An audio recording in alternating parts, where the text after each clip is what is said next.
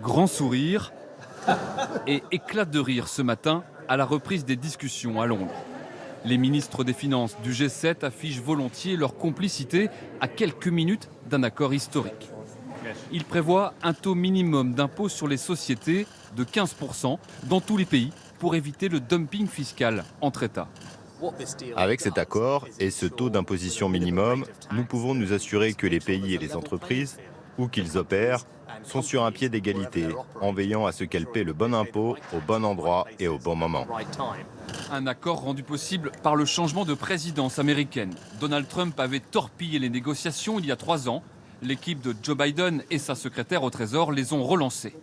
Le texte prévoit une autre mesure spécifique aux multinationales hyper bénéficiaires, dont notamment les géants du numérique, un cheval de bataille du gouvernement français.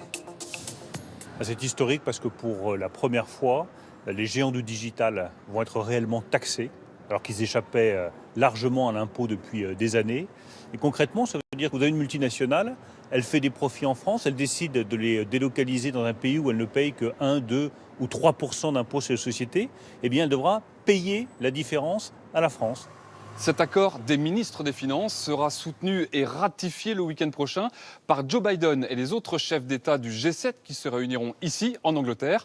Ce sera une étape nécessaire, mais pas suffisante. Il faudra ensuite faire adopter ce texte par le G20, le groupe des 20 pays les plus industrialisés, qui se réunira en Italie en juillet prochain.